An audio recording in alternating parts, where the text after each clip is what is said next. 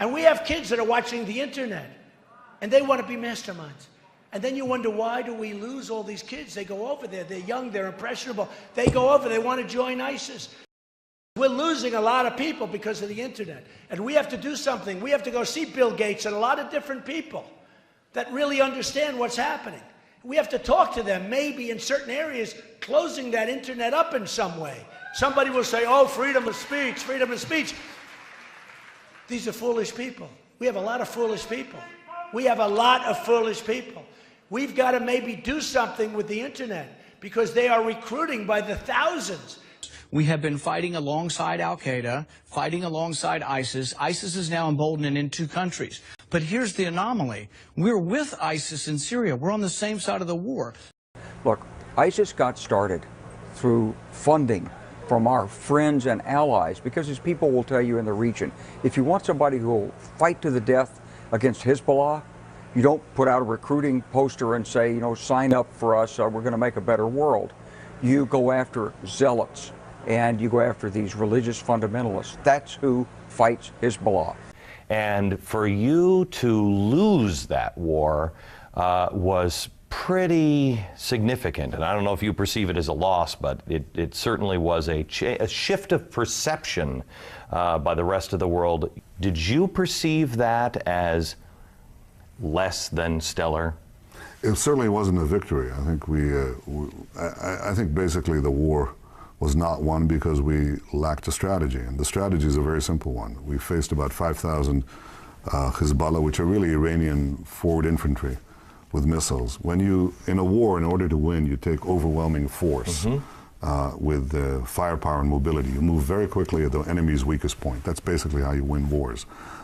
And in our case, we went with almost the same number of troops, again, right into their gun sights. Not smart. We should have come from the behind, if you will, with 10 times the force. Not smart. We should have come from the behind, if you will, with 10 times the force.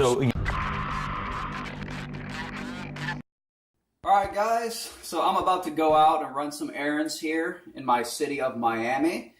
But I'm going to do it wearing my good old Donald Trump, finally someone with balls t-shirt. Now, I have 2 comments on my deep respect for human life, okay? Number 1, I'm opposed to wasting our military in the Middle East on behalf of Zionist Israel. Thank you. Okay.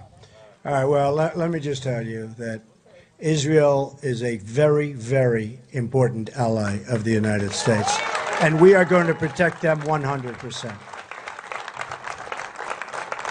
100%. They've been our most reliable. It's our true friend over there, and we're going to protect Israel 100%. Still betrayed by our government and for the cover-up, and the Israeli government for covering it up. Before Israeli commandos shot 9 peace activists to death aboard the Mavi Marmara, 34 American military men were killed by Israeli jet fighter planes. It happened in 1967 during the Six-Day War, and it became an event these men and women would live with for the rest of their lives. It's not anger, it's sadness, great sadness that not only a close ally deliberately attacked this ship, but that the United States kind of sat by and allowed it to happen. Prepared to abandon ship. We couldn't even open the hatch up because they were shooting at us so bad. There was no place to go. They shot the life rafts. If we had to go into the water, there would have probably been no survivors. Jim Smith was aboard the Liberty when it was bombed for over 2 hours by the Israeli Air Force. The Israelis claimed it was a mistaken identity, and the United States government bought that explanation. I'm saying a mistaken identity does not allow you sufficient time to shoot all the antennas, to shoot the 4 gun tubs that we had, and to strafe the bridge. If it's a mistaken identity, then you don't know what you're looking at. As the years drag on, the anniversary never gets any easier. There's nothing, medicine, booze, nothing takes it away. It's just something you have to live with. The tale of the USS Liberty became a story of courage and betrayal, a gaping wound eating away at the survivors.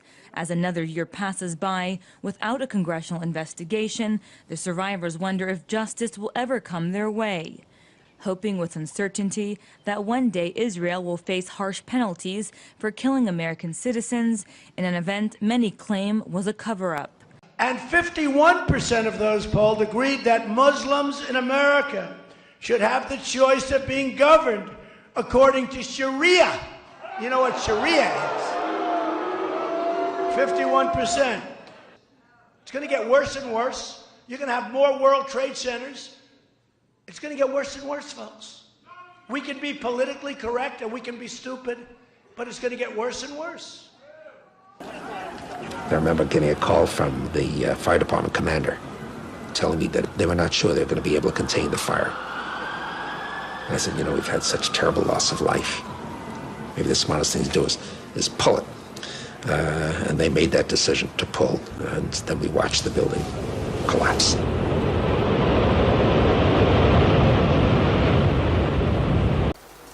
And that's one of the sacrifices we have to make. I said, let's make it and let's get on with it. And so, next thing you know, we've got the designs of the building. And the first design meeting was in April of 2000. And construction began shortly thereafter in 2002. What we need to stand up and say is not only did they attack the USS Liberty, they did 9/11. They did it. 9/11 has led directly to 60,000 Americans dead and wounded. God knows how many hundreds of thousands of people in other countries that we've killed or wounded or made homeless. This is an open wound. And what Americans need to understand is they did it. They did it. And if they do understand that, Israel's going to disappear. Israel will flat-ass disappear from this earth. I sent a film to one of my colleagues, and it basically had Americans grieving over their dead, coming back. And I showed one of them, it was a woman just wrenched by grief, you know, over her dead soldier. And I said, you know, if Americans ever know that Israel did this, they're going to scrub them off the earth. And they're not going to give a rat's ass what the cost is. They are not going to care.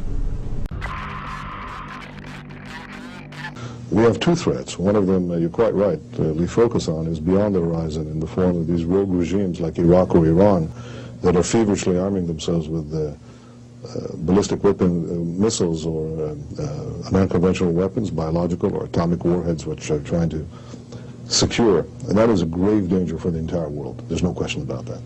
And I've been trying to alert the world to that danger. Those weapons of mass destruction got to be somewhere. I was like, I gotta have died and things like this, and if God loved me so much, I just had things. Nope, no weapons over there. This is why I joined the Marine Corps.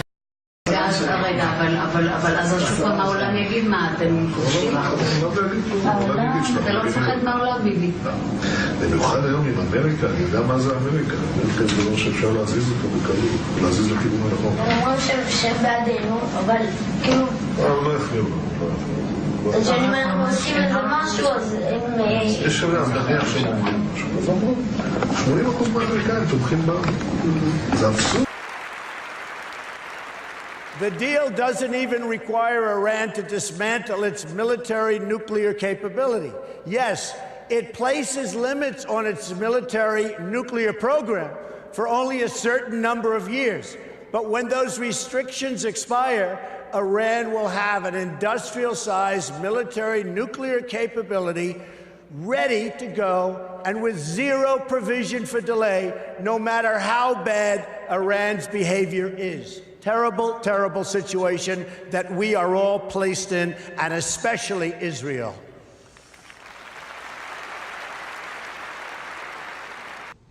What is your secret? Because we don't seem to have the hang of that. The secret is that we have America. Obviously, it was a mistake. So George Bush made a mistake. We can make mistakes, but that one was a beauty. We should have never been in Iraq. We have destabilized the Middle East. But so you still think he should be impeached? I think it's my turn, isn't it? You do whatever you want. You call it whatever you want. I want to tell you, they lied. Okay. They said there were weapons of mass destruction. There were none, and they knew there were none. There were no weapons of mass destruction. All right. When I'm president, I will adopt a strategy that focuses on three things when it comes to Iran. First, we will stand up to Iran's aggressive push to destabilize and dominate the region.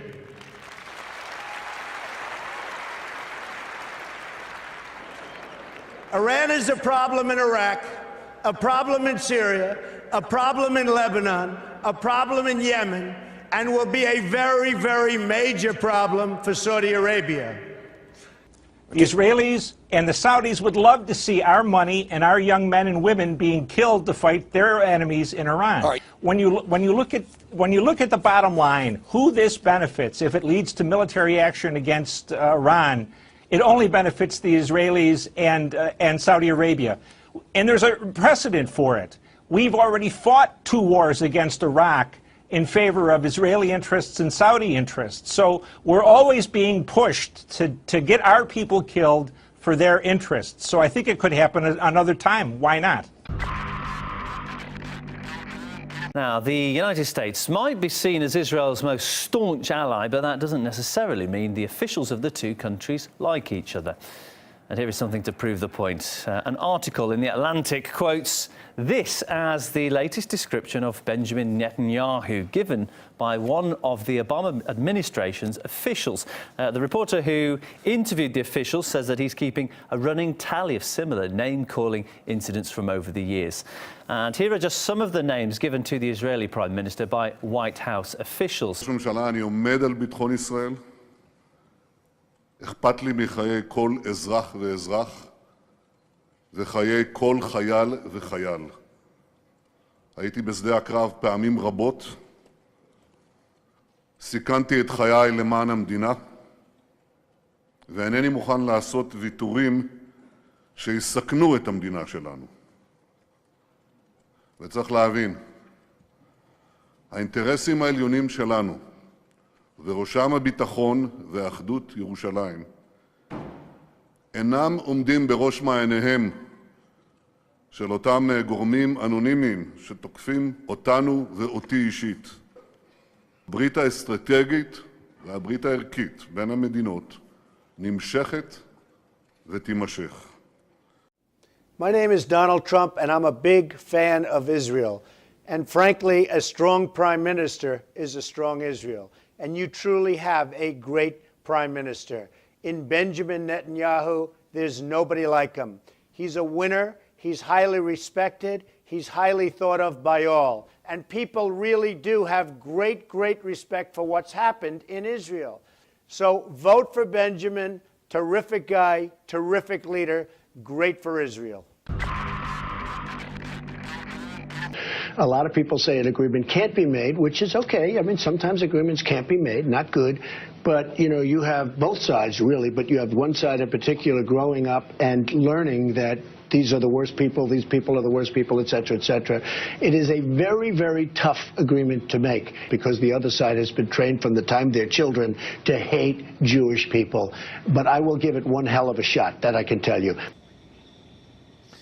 Well, I think, first of all, the fact that after many years of it coming down, I remember when we started doing the surveys in the 60s, approximately 30% of the American people were infected with serious anti-Semitism. In Europe, it's a lot worse. We did a similar survey in Russia in 1999, and the overall, same questions, and it came out to 44% of the Russian population, at least 99. We haven't done one since. You know, as compared to what is today 15% Wow. are infected. Now, what's right now at the top of the agenda for you from within the JCPA? There are two issues at the top of our agenda at the very moment. One is the unbelievably important immigration debate in this country, to make sure that immigrants from around the world, particularly those from south of our border, have a chance here. We're a global advocacy organization, and we advocate on behalf of Jewish interests and interests of the general community. And we do this at the local level, and we do this worldwide. We have over a 100-year history, and immigration has actually been on our agenda for much of that time. Not only our Muslim communities, but African communities, Asian communities, Hispanic communities, and the wave still continues. It's not going to stop, nor should we want it to stop. As a matter of fact, it's one of the things I think we can be most proud of. So there's a second thing in that black box, an unrelenting stream of immigration, non-stop. Folks like me who were Caucasian of European descent, for the first time in 2017, will be in an absolute minority in the United States of America. Absolute minority. Fewer than 50% of the people in America from then and on will be white European stock. That's not a bad thing. That's a source of our strength. You know, I used to say early on when I was a kid, I'd say, when I was a young senator, I'd say, if I were a Jew, I'd be a Zionist. I am a Zionist. You don't have to be a Jew to be a Zionist. The power of AIPAC and the lobby here, they own the Congress, will lead to our support for whatever the Israelis do, I think. And in an odd way, Lou, it doesn't matter.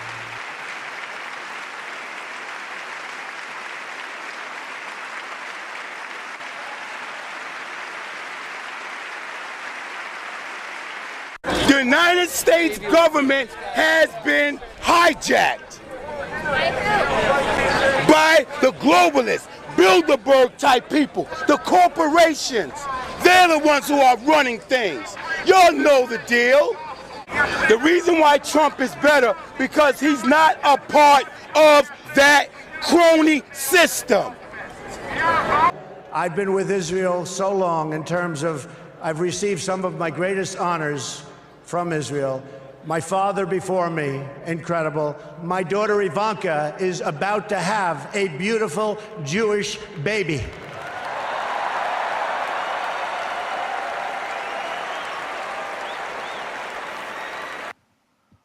All of Donald Trump's children are either married to or dating Jews. All of them. The most famous of his kids, Ivanka Trump, she married Jared Kushner, who's Jewish, and she converted to Judaism herself. She actually took a Jewish name, Yael Trump. Her kids, Trump's grandkids, are Jewish. They probably call him Zadie. But it's not just Ivanka. Donald Jr. is married to Vanessa Hayden, who's Jewish. Eric Trump is married to Lara Yunaska, who's Jewish. They married under a Jewish chuppah or wedding canopy at Mar-a-Lago, an exclusive club that used to ban Jews until Trump filed a massive lawsuit against the bigots to let the Jews in. And then there's Tiffany Trump, Donald Trump's other daughter by Marla Maples. She's not married yet, but she's dating a Jewish man named Ross Mechanic. Trump has one more kid with Melania. His name is Barron. He's just 10, so it's not yet 5 kids out of 5 who are with Jews, but I wouldn't bet against Barron dating a Jew, would you? That's in Trump's personal life. His company, the Trump Organization, pretty Jewy. Executive Vice President, Michael Cohen. Other Executive Vice President, Jason Greenblatt. Chief Financial Officer, Alan Weisselberg. There's a token Gentile as Chief Operating Officer. Pretty much the Shabbos Goy who goes into the office by himself on Yom Kippur. Here's Donald Trump as a parade marshal at the Salute to Israel March in New York in 2004, a dozen years ago. He's been pro-Israel and pro-Jewish long before this campaign. And his campaign? Jewish. Stephen Miller, the firebrand speechwriter and spin doctor who also gives the warm-up speeches at the crowd for Trump's rallies? Jewish. I saw this, Michael Aboud, communications coordinator. Sounds Muslim, right? No, Sephardi Jew. Steve Mnuchin, finance chair, Jewish, of course. So everywhere Trump goes, he's pretty much outnumbered by Jews. His own family, his staff, his circle of friends. I wonder if he ever feels like he needs a break from us.